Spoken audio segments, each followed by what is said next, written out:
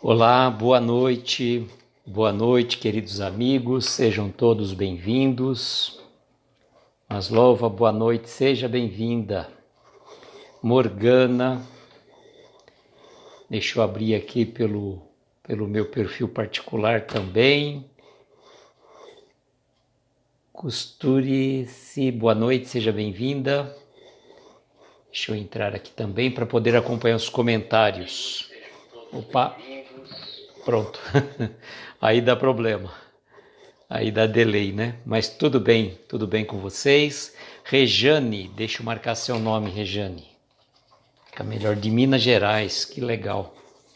Temos bastante pessoas de vários lugares do Brasil. Seja bem-vinda, Rejane.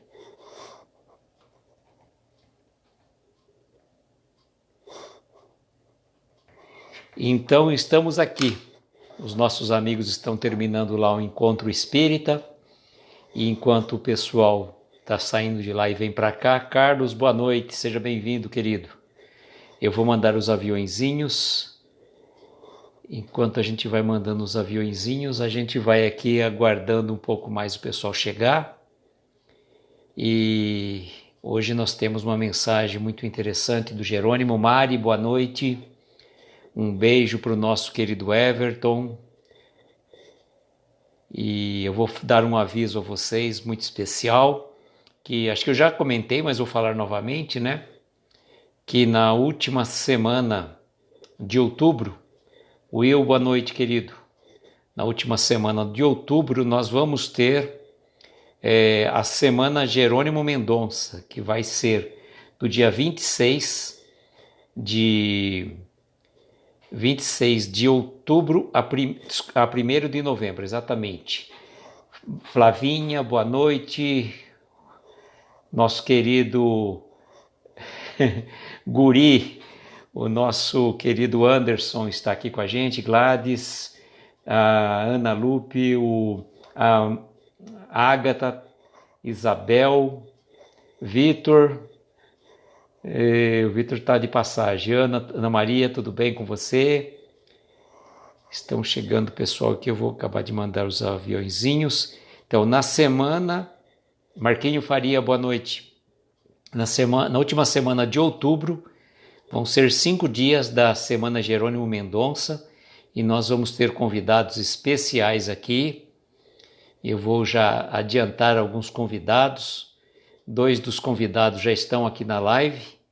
Um é o nosso querido Carlos e a Flavinha também vai estar participando conosco da Semana Jerônimo Mendonça. João e o Consolador. Agora eu vi o nome do nosso querido João. Ele falou para mim se eu tinha visto, não tinha visto não. João e o Consolador. Gostei, João, muito legal. Espero que você possa nos consolar bastante, João. Que legal, gostei do seu nome. Fica tranquilo, Vitor, fica tranquilo. A gente entende. Clara, boa noite, seja bem-vinda. Então, 26 de outubro a 1º de novembro nós teremos a Semana Jerônimo Mendonça, com convidados especiais, amigos queridos do coração, né, que vocês já conhecem, e João e Consolador. Gostei ficou legal, João, ficou legal mesmo. Parabéns aí pelo nome. Então nós vou anunciar já de primeira mão, não soltamos os banners ainda, estamos fazendo. Jorge, boa noite, querido.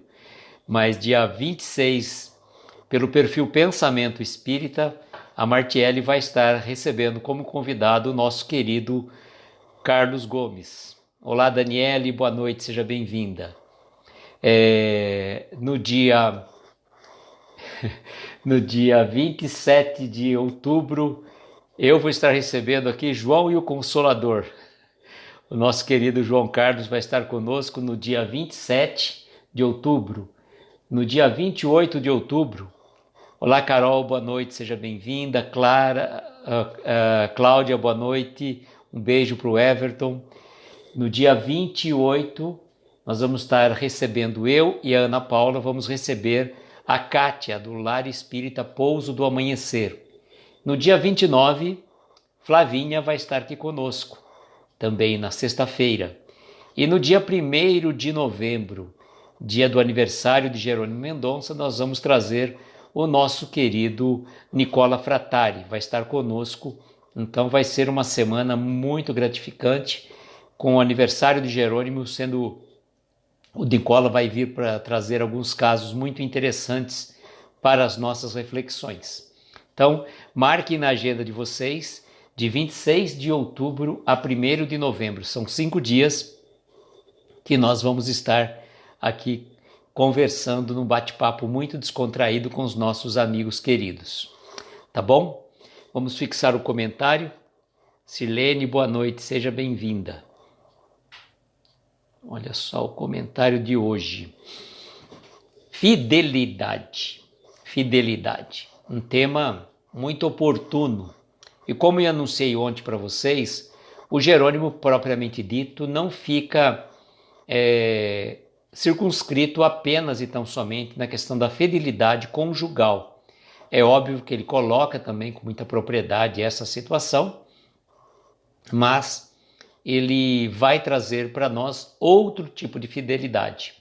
Eu lembro que uma vez o professor Otacílio, que é um professor de física da USP de São Carlos, fazendo uma palestra no Centro Espírito Consolador aqui de Araraquara, ele comentou a respeito de uns adesivos que algumas pessoas colocavam no carro, naquela mensagem de Paulo, Deus é fiel. E ele falou assim, bom, realmente, Deus é fiel. E você é fiel a Deus? Ele fez esta colocação. Eu achei tão oportuna. Natália, boa noite, seja bem-vinda, querida. Então, vamos analisar agora os tipos de fidelidade que o Jerônimo vem nos trazer para as nossas reflexões. Tá bom? João e o Consolador, mais que charme, hein? Não é para qualquer um, né? Lela, boa noite, seja bem-vinda. Amanhã, Flávia, na Fraternidade Espírita Irmã Maria, às 20 horas. Olha a Flavinha, estará no Fraternidade Espírita Irmã Maria. Quinta-feira, então, Flavinha, às 20 horas, lá no Centro Espírita do Jorge Miyashiro. Então, vamos ver o que ele vai falar para nós a respeito de fidelidade, tá? Nenhum coração pode ser feliz fugindo conscientemente do dever a cumprir. Se te encontras na experiência do casamento, mantém-te fiel à tua companheira ou ao teu companheiro, para que o lar não venha sofrer a tempestade do divórcio, acarretando o naufrágio da família. Se te vês com tarefa na mediunidade, sê fiel a este divino legado, para que não mergulhes no torvelinho da obsessão. Se a vida te colocou no trono do poder temporal, não desmandes no perigo da arbitrariedade, para que não venhas a sorver o amargo cálice que impuseste aos outros. Se estás à frente da instituição espírita, que tanto te beneficia o espírito imortal, revela-te fiel servidor desta casa do Cristo, para que não te vejas mais tarde abraços com complicados sofrimentos no umbral. Se trazes a missão de falar ou de escrever, cuidado, para que teu verbo, a tua pena, não se transforme em brasa que requeima ou estilete que fere. Se a tua tarefa é a de educar, recorda-te que o exemplo é a mais perfeita lição da vida. Às vezes encontramos aqueles que se intimidam ante a responsabilidade que a doutrina espírita descortina para o conhecimento de causa e efeito, de cuja lei ninguém logra escapar, e fogem espavoridos dessa ou daquela responsabilidade, como se a vida em qualquer parte não os marcasse com a justiça. Seja qual for a tua tarefa, na paternidade ou na maternidade, na cátedra de ensino ou no cultivo da gleba, no amparo a uma criança ou no socorro à velhice, cumpre o teu dever com tanta perfeição quanto te seja possível e pensa contigo o que seria do futuro do Evangelho se Jesus houvesse recuado diante do testemunho. Vocês viram, né? Como eu falei para vocês, dei o spoiler ontem, que ele não fala apenas e tão somente da fidelidade conjugal. É apenas um dos tópicos. Então, quando a gente vai falar assim de fidelidade, todo mundo já pensa na questão dos relacionamentos afetivos. E não é necessariamente só isso. Existem N questões de fidelidade. E vamos então analisar um a um, como a gente costumeiramente faz. Ele fala claramente na primeira frase que nenhum coração pode ser feliz fugindo conscientemente do dever a cumprir. Bom, quando a gente reencarna, a gente já traz algum planejamento para a execução nessa vida. Tom e Soraya, boa noite, sejam bem-vindos.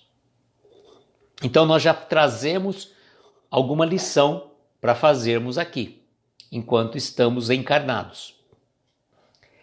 Por conta disso, ele diz com muita clareza para nós que nenhum de nós, nenhum coração pode ser feliz fugindo conscientemente do dever a cumprir. Nimildes, boa noite, seja bem-vinda. Então, se nós temos um dever a cumprir que assumimos frente à espiritualidade maior para desenvolver essas atividades aqui, certamente, sem sombra de dúvidas, nós temos essa obrigação. E se nós fugirmos deliberadamente desse dever, seja de qual espécie for, nós vamos realmente trazer a infelicidade para nós. Porque nós não vamos conseguir ser felizes fugindo conscientemente desse dever que temos a cumprir. E ele vai trazer agora com muita propriedade a questão do casamento. Ele diz assim: se te encontras na experiência do casamento, mantém-te fiel à tua companheira ou a teu companheiro, para que o lar não venha sofrer a tempestade do divórcio, acarretando o naufrágio da família. Bom, o Espiritismo é contra o divórcio? Não. O Espiritismo, ele é a favor da união. Mas, se muitas vezes acontece determinadas situações que se torna praticamente impossível a convivência a dois e que aquele relacionamento se transforma num campo de batalha que, além de comprometer toda a encarnação daqueles dois seres, compromete também o equilíbrio espiritual e emocional dos filhos, tanto melhor, que eles se separem do que cometam, às vezes, uma atrocidade. Alguma atrocidade, alguma situação que vem a criar um problema muito maior para todos. E o Everton mandando beijos para todos os amigos do coração. Um beijo para você também, querido. Então, vejam, ele fala com muita propriedade para nós que se nós estamos num relacionamento, que nós sejamos fiéis ao companheiro ou à companheira, para que o lar não venha a sofrer a tempestade do divórcio, acarretando o naufrágio da família. Sim. Porém, o que acaba acontecendo é que muitos relacionamentos acabam, e a gente acompanha pelas mídias, quantos traumas geraram esses relacionamentos, sobretudo agora no momento de isolamento social da pandemia, que os casais, as pessoas começaram a conviver com mais frequência e cada um mostrando não o seu melhor lado, mas o lado mais obscuro que vem à tona, porque os relacionamentos acabam trazendo essas situações. De quando você vai mais convivendo com uma pessoa, mais você vai conhecendo. E aí você não mostra muitas vezes o seu lado verniz, Eu lembro que uma pessoa falou assim, que as pessoas com a máscara, o que eles acabaram fazendo? Colocaram a máscara no rosto, mas tiraram a máscara, da persona que eles representavam socialmente. E que o álcool que as pessoas utilizam acabou tirando o verniz social dos relacionamentos. Que as pessoas muitas vezes se tratavam afetuosamente e nesses embates acabaram trazendo muitas muitos problemas de relacionamento ou muitas separações ocorreram nesses períodos.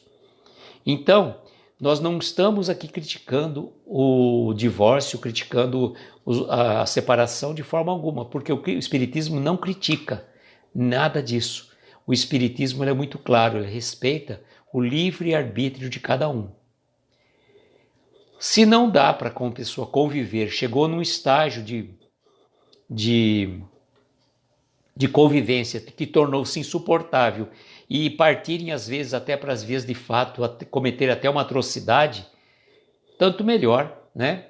Tanto melhor que se separem, para que não venha complicar ainda mais o processo reencarnatório.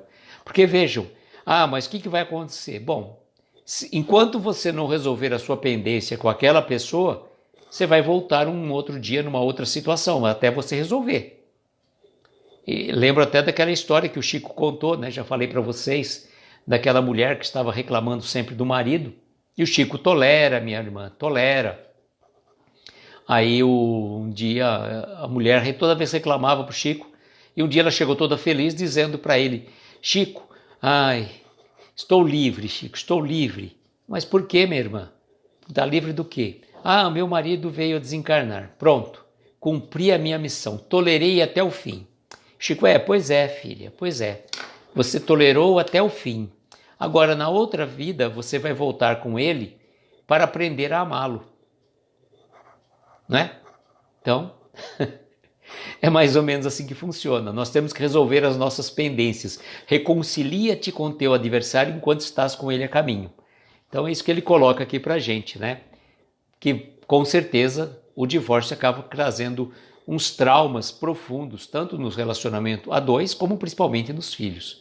Mas a gente deixa sempre claro que ali o livre-arbítrio é a base da nossa vida. Nós temos a liberdade de continuarmos o relacionamento ou não. Só que vamos depois ter que reparar aquelas situações que ficaram mal resolvidas. Continuando. Isso é questão para os médiuns.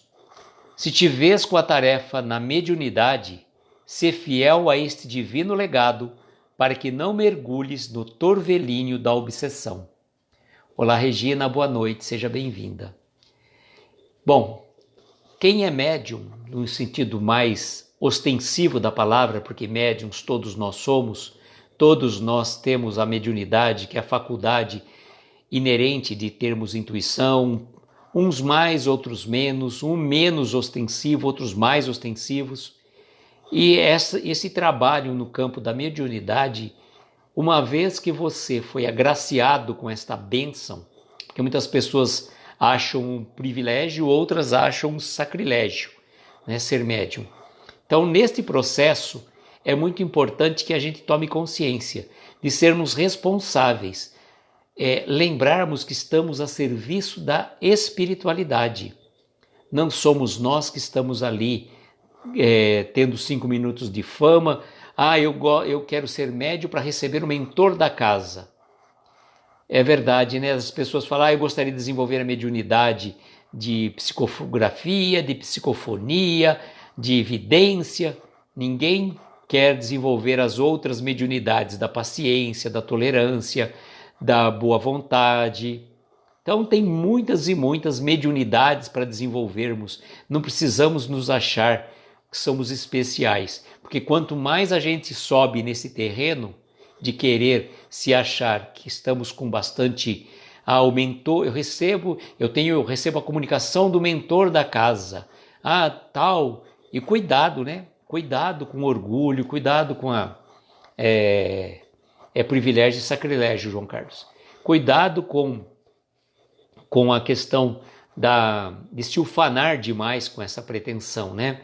Porque quanto mais você começa a crescer, né, dentro do teu orgulho, dentro da tua prepotência, é um prato cheio para a gente cair. Quanto maior a altura, maior a queda. E como diz o tio Ben em Homem-Aranha, quanto maiores os poderes, maior as nossas responsabilidades. Então, cuidado. Isso que ele diz. Se estamos com a tarefa da mediunidade, sermos fiel a esse divino legado para que a gente não acabe entrando num processo obsessivo.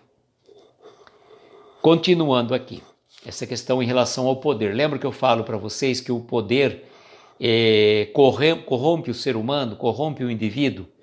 Porque às vezes a pessoa tem o dinheiro, mas ela busca o poder a todo custo.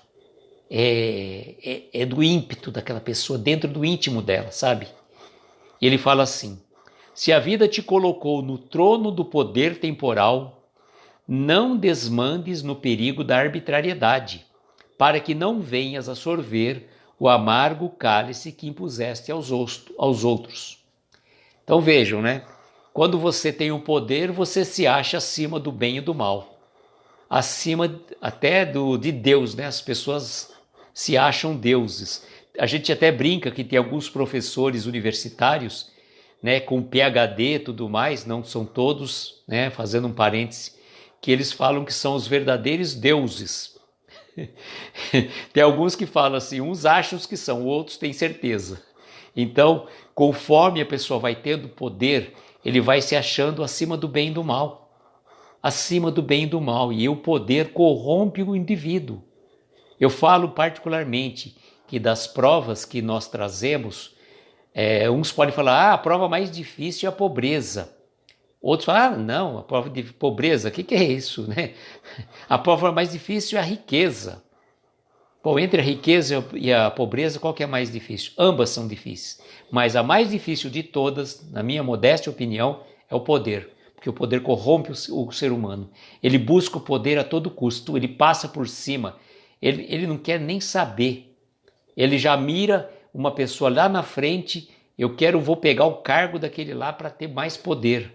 E vai cada vez mais. Só que o grande problema é esse. Se ele utiliza da arbitrariedade, ele vem amanhã sofrer o amargo cálice que impuseste aos outros.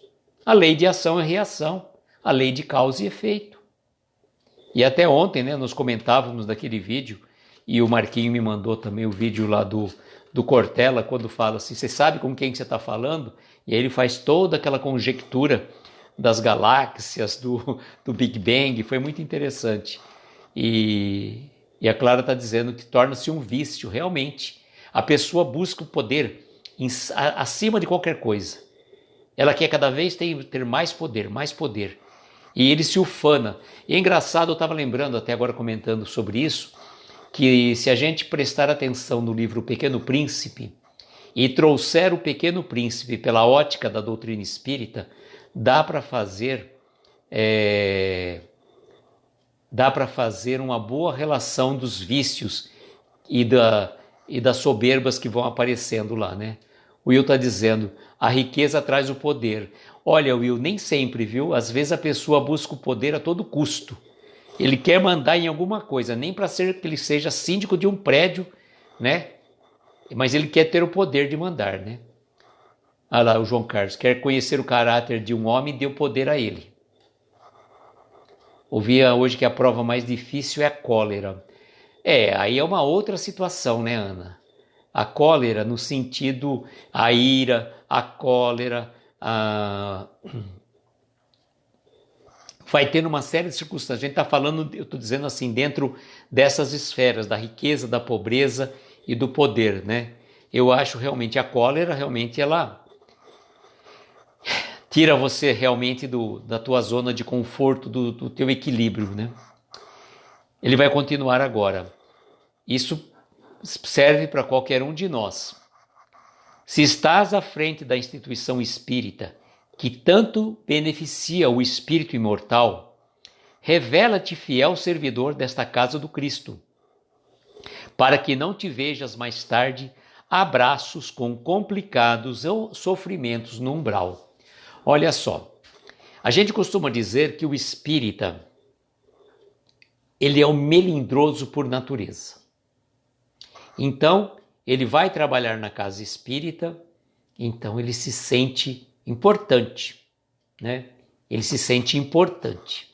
Se colocá-lo, então, para um trabalho de comunicação mediúnica, cada vez ele vai se sentindo mais importante. E o problema que ele coloca aqui é na direção de uma casa. Na direção da casa, muitos espíritas, infelizmente, têm a instituição espírita como se fossem deles. Vocês já ouviram falar, com certeza, o centro do seu fulano? O centro da dona tal?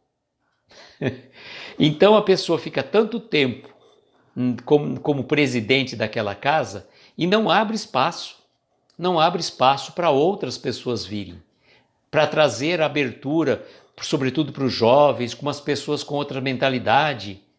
E aí, quando vem alguém que quer, né, participar, para colaborar, ela é meu centro, a minha casa espírita, construí com muito amor, com muito carinho. Gente, sempre falo para vocês, nenhum de nós temos propriedade sobre nada. Então, o meu centro, não tem o centro, gente. A gente não tem nada. A gente tem que pensar sempre numa situação. Eu estou na direção de uma casa espírita e permitir, e a gente sempre fala assim, quando as pessoas vão assumir algum cargo diretivo numa instituição, sobretudo espírita, a gente fala espírita porque a gente está falando dela, mas de modo geral, a pessoa chega com a bandeira dele, não sou candidato à reeleição, tá? Eu venho aqui para cumprir o mandato de 1 ou 2 anos, que seja, e vou cumprir o meu trabalho. Olha, vocês já se propõem daqui para frente, daqui 2 anos você já sabe que eu estou de saída. Só que a pessoa gosta, pega gosto pela coisa e depois não quer largar. Tem até uma música do Ivan Lins que falava assim, né? Ele perde a dentadura, mas não larga a rapadura, né? Alguma coisa mais ou menos assim. Então, a gente tem que lembrar, estar à frente de uma instituição espírita é uma responsabilidade muito grande. Muito grande. E às vezes as pessoas falam assim, né? E eu estava falando que o espírito é melindroso por natureza. Aconteceu muito aqui em Araraquara, continua acontecendo, tá? Tinha uma casa espírita, que dessa casa originaram várias outras casas espíritas. O que acontece? São os melindres, né? A casa espírita era ele, vixe, João Carlos, Jesus, só Jesus na causa desse. Aí o que ele recomenda? Vai ter complicado sofrimento nas zonas umbralinas, não é ameaça, é realidade. E eu lembro assim, né, que acontecia assim, tinha uma casa espírita, e aí chegava uma diretoria nova com ideias novas, diferentes. E as pessoas estavam acostumadas a agirem e serem daquela forma. Sabe a zona de conforto? Que ninguém gosta de sair? O que acontece? A pessoa se sente incomodada. Eu não estou dizendo que o pessoal novo que chega está certo, tá? Mas que tem um monte de melindrosos na casa espírita, tem. Oi, Rose, boa noite, seja bem-vinda. Então, é o rei e as rainhas dos melindres, a casa espírita. Aí o que acontece? Não dá certo. Vou sair da casa espírita, vou montar uma outra casa espírita. A espiritualidade inteligente, ela aproveita dessas fraquezas espirituais dos nossos irmãos e faz o quê? Sai daí da casa, já que você vai sair, então vai montar uma outra casa espírita num outro bairro, na periferia. Com isso, eles vão espalhando as casas espíritas e vão abrindo mais ambientes de trabalho para esses irmãos. E eles saem todos cheios de si, né? Vou montar o meu centro espírita. Gente, né? Menos. Nós estamos. Agora, quando estamos como dirigentes de uma casa espírita, precisamos ter responsabilidade, precisamos saber ouvir, trocar ideias, porque ali não é teu. Eu vou chegar e vou pintar o centro de azul. Não. Aí vem o outro e fala, vou pintar de branco, vou pintar de amarelo. Pô, ouve o conselho, né, da turma para ver se precisa pintar mesmo, qual a cor que fica mais apropriada, né? Dando exemplo de cor de um modo geral, né? Fora outros problemas que acabam acontecendo. Agora essa é para nós todos, viu? Para nós todos que a gente se propõe a falar ou escrever, sobretudo nas redes sociais. Se trazes a missão de falar ou escrever, tem cuidado para que teu verbo ou a tua pena não se transforme em brasa que requeima ou estilete que fere. Então, cuidado com a nossa fala.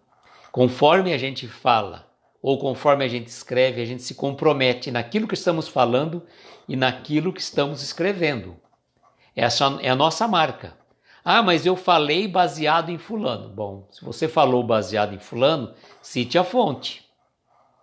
Porque a gente costuma falar muito assim, ó, eu acho isso, a gente não tem poder de achar nada.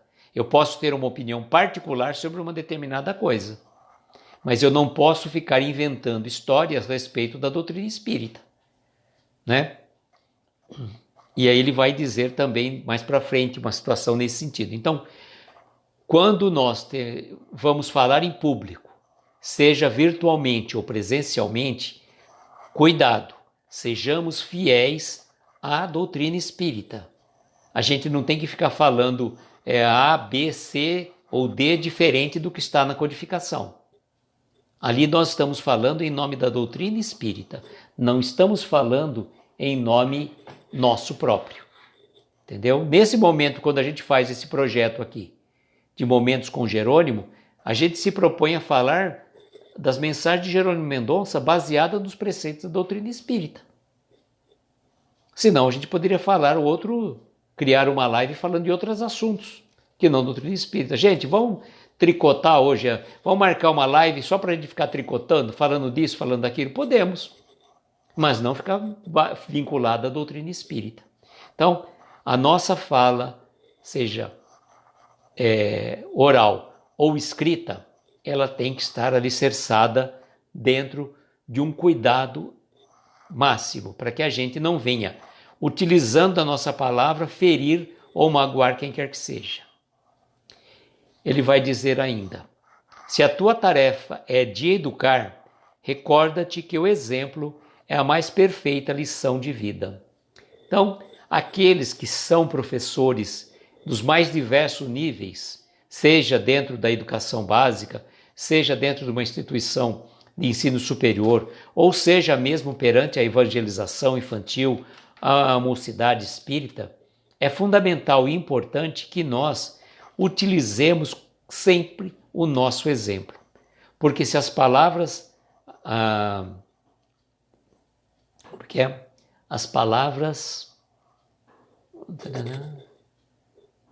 Eu não lembro agora, mas se as palavras, os exemplos arrastam, alguma coisa assim. O João Carlos daqui a pouco escreve para nós aí a frase completa. Então, o nosso exemplo de vida é fundamental. Não adianta nada a gente estar falando um monte de coisa, bate-papo com a Luísa.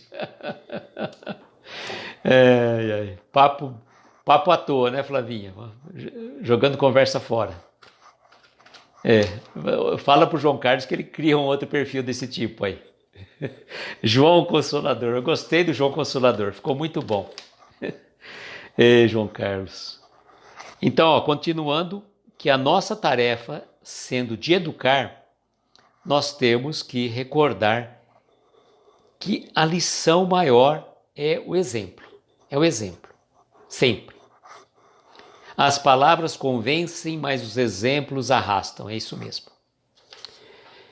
E aí ele diz assim, às vezes encontramos aqueles que se intimidam ante a responsabilidade que a doutrina espírita descortina pelo conhecimento de causa e efeito, de cuja lei ninguém logra escapar, e fogem espavoridos desta ou daquela responsabilidade, como se a vida em qualquer parte não os marcasse com a justiça.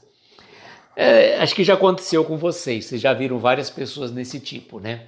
A pessoa está passando por uma dificuldade e a gente costuma dizer, né? Quando a água sobe e bate ali no pescoço, né? Que a pessoa está quase se afogando, ela pede ajuda para Deus e o mundo. Ela reza para tudo quanto é santo, ela pede para ora por mim, faz isso, faz aquilo. A água está aqui, ela está quase sucumbindo. Aí, vamos supor, a pessoa vai, né? Às vezes está passando por um processo obsessivo, está precisando de um tratamento espiritual, um atendimento fraterno. Então ela busca a casa espírita. Ela busca a casa espírita e ela é acolhida, ela é recebida e a coisa, né, consequentemente acaba acontecendo o quê? Melhorando. Melhora E aí fala o quê? Bom, meu irmão, minha irmã, você já conhece, já foi atendido, agora você tem que fazer o seu trabalho de reforma íntima, da sua responsabilidade na sua transformação moral e espiritual. E quando ela vê tudo aquilo, a responsabilidade que ela vai ter perante os preceitos da doutrina espírita, ela, sai correndo e vai procurar outra religião que não seja assim tão esclarecedora. Mas o que vai acontecer? O que vai acontecer? Ela não vai conseguir fugir da lei de causa e efeito, dessa situação que ele coloca para nós assim, como se a vida em qualquer parte não as marcasse com a justiça. Quer dizer, se você tem um processo para ser resolvido dentro dos preceitos da lei de reencarnação, da lei de causa e efeito, você pode ir para a religião que você for. Você pode frequentar a religião que você for. Você vai onde você for, a lei de causa e efeito vai te atender, vai te atingir, com certeza. A Flavinha está dizendo que a casa espírita é que nem pronto-socorro. Sim, a pessoa busca o pronto-socorro, ela melhora, e depois, na hora que vê a transformação que ela tem que fazer, a gente precisa também tomar cuidado, gente, que eu falo, são aquelas pessoas que chegam à casa espírita, aquelas pessoas chamadas fogo de palha. Elas vêm e ficam maravilhados com tudo da doutrina espírita, ficam assim, nossa, querem comprar os livros, já se propõem a ajudar nisso, naquilo, mas dali a pouco, assim, somem, literalmente desaparecem. E parecia que era uma pessoa que veio, que ia modificar, revolucionar a casa espírita com trazer tantas e tantas benesses. E às vezes a gente acha que a pessoa veio com aquele processo, com uma coisa assim tão simples e acaba ficando e acaba fazendo um trabalho verdadeiro mesmo, de transformação, tanto próprio como da instituição que está frequentando. Então, nesse preceito é muito importante a gente lembrar, né, que a doutrina espírita, ela nos esclarece, né? A semente que caiu nas pedras, né, João Carlos? A doutrina, ela nos esclarece, só que muitas pessoas ficam intimidadas diante da responsabilidade que ela impõe. Porque o que acontece? A doutrina espírita proíbe alguma coisa? Não, nada. Como que não? Não proíbe.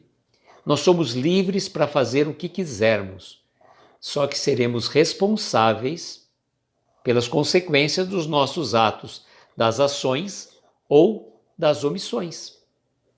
Porque nós podemos pecar também por omissão, né? Errar por omissão, quando deveríamos agir e não agimos. Então é importante tomarmos como referência essas questões. E aí a pessoa toma conhecimento, fala, poxa, tem que fazer a reforma íntima. Ai, gente, é difícil. É muito complicado, né? É muito complicado. Não dá. Ela vai procurar alguma seita ou alguma religião que não a cobre tanto. Mas não adianta. Se ela tiver que passar pelas provas, pelas expiações, esteja ela em que doutrina for, ela vai passar. Só que a gente está dizendo o seguinte, né? A doutrina espírita não é a religião do futuro, mas os preceitos da doutrina espírita será contemplado no futuro de todas as religiões. Então a gente não precisa querer que todo mundo seja espírita. Uma vez eu lembro que a pessoa até perguntou para o Chico, eu tenho um amigo meu que ele é católico, você acha que eu devo convidá-lo para ser espírita? E o Chico disse para essa pessoa o seguinte, olha, deixe o seu amigo seguir a religião que melhor lhe prover, pois é preferível que ele seja um bom católico do que um péssimo espírita. Todas as religiões são boas, porque elas nos ligam a Deus, e cada um de nós vai seguir a que melhor nos convém, aquela que a gente tenha mais afinidade, que a gente consiga ter um pouco mais de luz, de discernimento. E não somos, né, a gente vai dizer assim, que a doutrina espírita é a melhor religião? Nunca. Perguntaram ao Dalai Lama qual seria a melhor religião? Ele disse, a que transforma o ser humano para melhor. Qualquer uma. Até uma pessoa que filosoficamente se intitula como ateu, as atitudes, os comportamentos desta pessoa podem ser, sim, muito mais transformadora, muito mais religiosa do que uma pessoa que fica com uma bandeira, né, uma faixa grande, sou espírita, como se fosse grande coisa, né? Aliás, né, se fosse fazer essa colocação, não tem tantos espíritas assim no céu, né? Se fosse pensar assim. Então não vamos achar que a gente é a última bolacha do pacote, não. Amelina, boa noite, seja bem-vinda. E a última, né, parágrafo da mensagem do Jerônimo, ele diz o seguinte: seja qual for a tua tarefa, então olha só, qual for a nossa tarefa, seja na paternidade ou na maternidade, na cátedra de ensino, né, ensinando, ou no cultivo da gleba, no amparo a uma criança ou no socorro à velhice, cumpre o teu dever com tanta perfeição quanto te seja possível e pensa contigo o que seria o futuro do Evangelho se Jesus houvesse recuado diante do testemunho. Então, não importa onde estivermos, nas condições que estivermos, nós temos que cumprir as nossas obrigações. Então, a fidelidade está relacionada com isso. Ser fiel no pouco, ser fiel no muito. Em qualquer situação que nós estivermos, cumprirmos da melhor forma possível as nossas obrigações.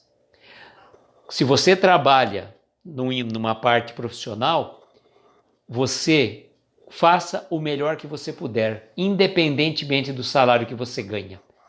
Porque muitas pessoas falam, eu ganho tão mal, vou fazer de qualquer jeito. Nós estamos contribuindo para o nosso empobrecimento espiritual.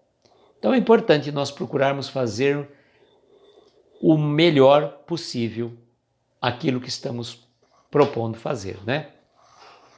Bom, para amanhã nós temos a mensagem do Jerônimo, serve e ama. Serve e ama. Então, é um convite muito importante para nós, que ele está dando para nós como remédio para os nossos males, né? Servir além do próprio dever e amar incondicionalmente. Então, convido a vocês para estarem conosco amanhã, às 22 horas, para mais esta mensagem de Jerônimo Mendonça. Então, retomando os avisos que eu tinha passado, na última semana de outubro, de 26 de outubro a 1º de novembro, nós vamos ter aqui, nesse horário, às 22 horas, a Semana Jerônimo Mendonça, que vai começar no dia 26, pelo perfil da Martielli, que é o Pensamento Espírita, que vai estar recebendo o Carlos Gomes para um bate-papo. Na quarta-feira, dia 27, pelo perfil Reflexões Aloísio, eu vou estar recebendo o nosso querido João e o Consolador, que não é prometido, mas é o nosso João Carlos, que vai estar conosco para um bate-papo também. Na quinta-feira, dia 28, eu e a Ana Paula, que também faz parte desse projeto Momentos com Jerônimo Mendonça, pelo nosso perfil Reflexões Aloísio, vamos estar recebendo a nossa querida Kátia, que trabalha no Lar Espírita Pouso do Amanhecer. Vai contar um pouco para nós a respeito do Lar Espírita Pouso do Amanhecer. E na sexta-feira, né, fechando a semana, uma pessoa que vocês não conhecem, mas certamente vão apreciar conhecê-la. Falo da Flavinha, amiga espírita, claro que todo mundo conhece. Quem não conhece a Flavinha, né? E a Flavinha, da nossa querida amiga Flávia Canosa, que certamente não vai estar nervosa, né, Flavinha? Dia 29, então, a Flavinha vai estar conosco pelo Reflexões Aloísio, num bate-papo também com Jerônimo.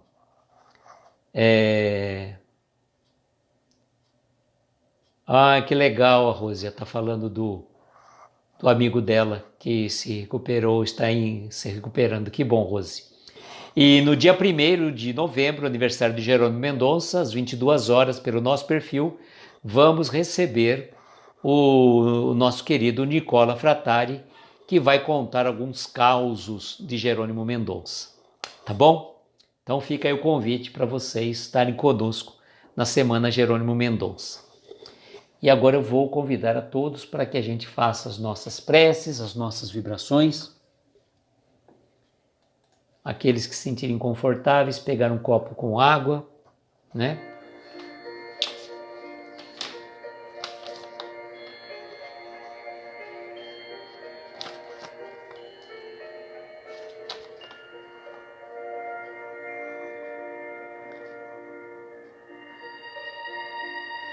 Deixa eu ver o nome que a Rose marcou aqui.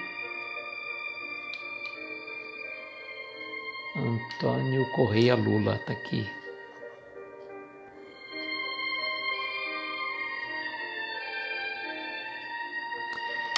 Então, queridos amigos, convidamos assim a todos para aqueles que se sentirem confortáveis, fechar os olhos, tomarmos uma inspiração profunda, soltando lentamente o ar, vamos relaxando os nossos ombros, relaxando o nosso corpo, relaxando a nossa mente, deixando-nos envolver pelos acordes suaves desta melodia. Esta melodia que invade os nossos ouvidos e vibra dos nossos corações até as esferas luminosas. E vamos até lá, encontrar o nosso Mestre Jesus, o nosso irmão maior, o nosso companheiro de todas as horas, que não mede esforços a nos amparar, nos proteger e abençoar. E a Ele vamos dizer: Mestre, abençoe a cada um de nós neste momento, derrame suas bênçãos de paz, saúde, reequilíbrio, dê-nos a tranquilidade e a paz de espírito tão necessária nesses momentos conturbados por que passamos. Abençoe os nossos lares, os nossos familiares, os nossos entes queridos.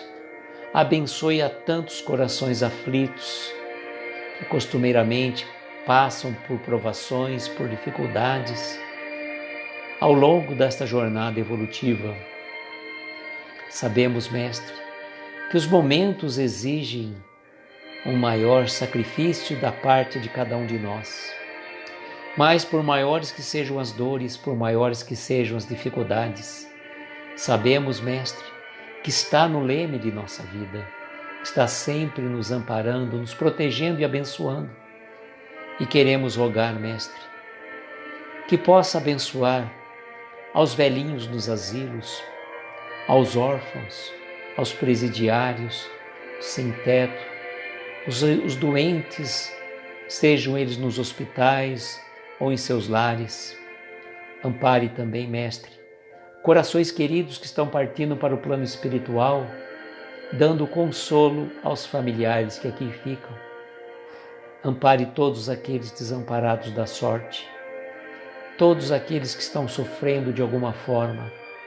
Ampare os médicos, enfermeiros, atendentes, todas aquelas pessoas encarregadas de cuidar de um coração aflito, de um coração necessitado, de um amor, de um acolhimento.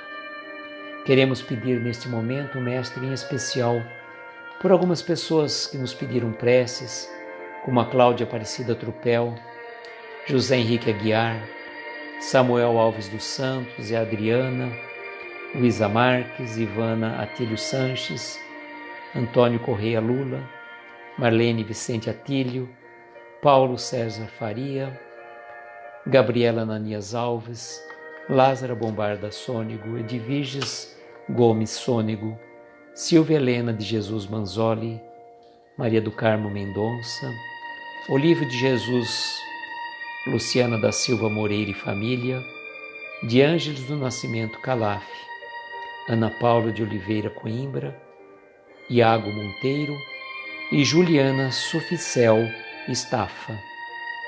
E a todos os outros, Mestre, que neste momento trazemos em nossos pensamentos, em nossos corações. Possa, Senhor, a sua mão amiga amparar esses corações, que eles possam receber as melhores vibrações da equipe médica espiritual, da espiritualidade superior que ampara cada um de nós.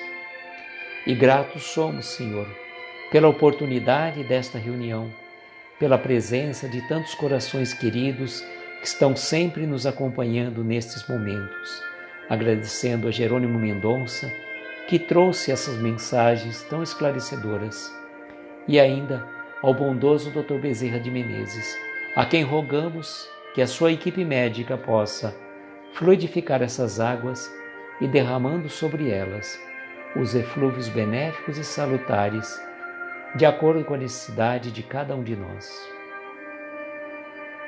E agradecidos pela oportunidade da reunião, dizemos: Pai nosso que estais nos céus, santificado seja o vosso nome. Venha a nós o vosso reino, seja feita a vossa vontade, na terra, nos céus, em toda parte. O pão nosso de cada dia nos dai hoje. Perdoa as nossas dívidas como perdoamos aos nossos devedores. Não nos deixes entregues a tentações.